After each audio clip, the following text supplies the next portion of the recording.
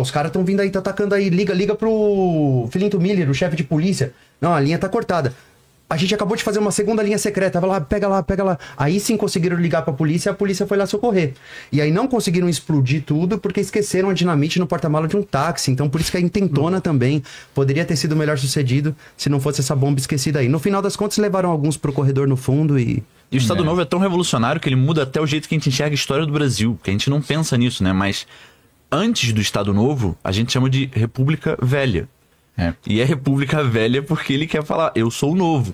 E isso é velho, acabamos de romper. A gente reproduz isso até hoje. Até hoje. A Constituição de 37 é chamada de Apolaca, porque ela era inspirada numa Constituição de caráter autoritário da Polônia. É interessante que a gente veja o aspecto político da época, né? O Estado Novo é inspirado no governo português, que era de um regime autoritário chamado Estado Novo, do Salazar. A gente tinha Franco na Espanha, a gente tinha Stalin na União Soviética, a gente tinha Hitler na Alemanha. Então, a gente tinha Mussolini na Itália. Então, democracia não tá com nada. Que o mundo precisa são de governos autoritários. Então, o Vargas embarcou nessa ideia de governo autoritário para o Brasil também. E a perseguição de inimigos políticos, talvez a questão mais clássica seja o Luiz Carlos Prestes. O Luiz Carlos Prestes descobriu que ele estava no Brasil, um comunista que esteve na União Soviética, e começou a procurar esse cara. Prestes é preso nesse período, e a companheira dele, a Olga Benário, é presa. Na prisão descobre que está grávida e o Vargas manda ela para... Ela era judia e alemã, foragida da justiça alemã, e o Vargas manda ela aos cuidados da Gestapo. O STF faz uma liberação, né, do Brasil. O STF brasileiro faz uma liberação falando, ó, ela não é cidadã brasileira, boa parte do documento dela era forjado, porque ela veio que uma espinha soviética, aquela coisa toda. Ó, legalmente falando, ela é problema da Alemanha.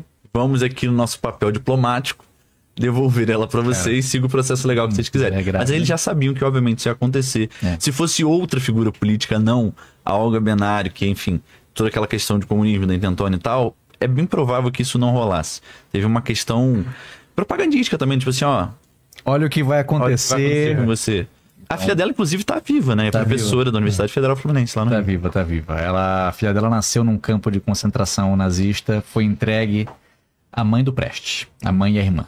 E a mãe e a irmã do Prestes fizeram uma campanha que ganhou foco internacional na época para que o governo entregasse a criança para elas e de fato aconteceu. Então o Vargas era um velho fofo, sorridente, falava com o povo, abraçava a criança, e ao mesmo tempo que a polícia secreta do cara também perseguia seus opositores. E ele não tinha a cara de brasileiro padrão, né?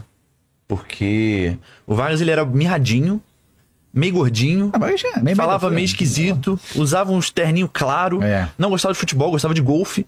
Então ele tinha todo um... Ele era aristocratão padrão, assim, clássico. O que foi uma questão que ele teve que colocar muita propaganda para tentar resolver isso. E ele faz, né? O Estado Novo, ele é construído em base de propaganda. Né? A Alemanha era um grande parceiro comercial do Brasil, só não era maior do que os Estados Unidos. E aí o Vargas chega um momento em que ele se vê numa sinuca de bico, porque navios brasileiros começam a ser atacados pela Alemanha nazista e tá na hora de embarcar na Segunda Guerra Mundial também.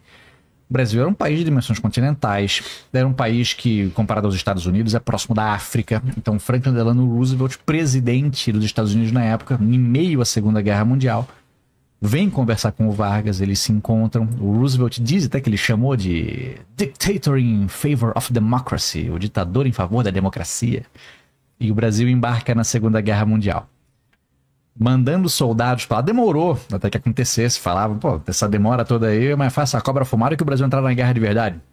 O Brasil entrou na guerra e o pessoal falou que a cobra tá fumando. E o símbolo da força brasileira. E o Brasil, mais uma vez, mandou bem na guerra. O Brasil participou de campanhas honrosas, ele ajudou a libertar cidades. Dessa vez não mataram Toninhas. Não teve nenhum cetáceo que foi assassinado. E a questão da CSN, da Companhia Siderúrgica Nacional? Eu ia falar sobre isso. Eu acho que isso é importante. Porque o Vargas, ele vai entrar na guerra bem tarde e ele só entra quando esgota a possibilidade dele de ficar em cima do muro. O Brasil entra em 45, já é o último ano da guerra. Ele fica conversando ali com a Alemanha e com os Estados Unidos, e a parada dele é: quanto mais eu ficar neutro, mais esses caras vão ficar desesperados por eu entrar do lado deles, e mais com isso eu consigo barganhar alguma coisa pro Brasil. Então ele ficou nessa discussão o tempo todo, porque o Brasil era o maior aliado da América Latina da Alemanha.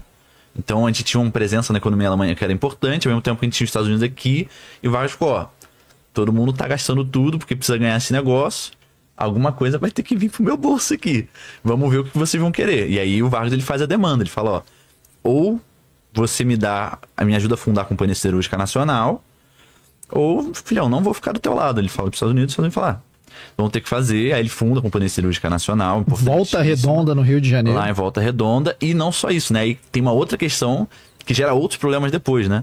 Os Estados Unidos constrói bases militares no Brasil para facilitar o processo de embarcações, enfim, chegar na África. E essas bases estão lá. Até hoje. Cara, é legal que a escolha de Volta Redonda ela é bem geoeconômica, porque tá próximo ao quadrilátero ferrífero, onde a gente extrai o minério de ferro a partir da Vale do Rio Doce. Também foi criação do Vargas, né? Rio Doce que escoava o minério pelo Rio Doce, depois virou só Vale, porque aí é a ferrovia. E aí todo esse minério de ferro ia até a CSN, lá se transformava em aço e ia para as indústrias em São Paulo, Porto de Santos para exportação. Mas o Brasil tem um porém aí, né? A gente tem muito minério de ferro, mas a gente tem pouco carvão mineral de alta combustão. Então, aí tem um gap, né? Então, a gente, para transformar minério de ferro, precisa de carvão mineral, a gente não tem que importar. Por isso que até hoje o Brasil exporta muito mais minério de ferro do que transforma em aço. E muitas vezes a gente envia o minério de ferro e compra o aço. Esse é um problema da economia clássica do Brasil, né? A gente vende um material com pouco valor agregado e acaba comprando ele melhor depois, que é o problema que vocês comentaram muito bem aqui, do problema da industrialização brasileira tardia, e que hoje em dia não só é tardia, já foi tardia, como hoje em dia a gente se desindustrializa nos últimos anos, o que também gera outros problemas e discussões, mas isso aí no final do programa a gente fala.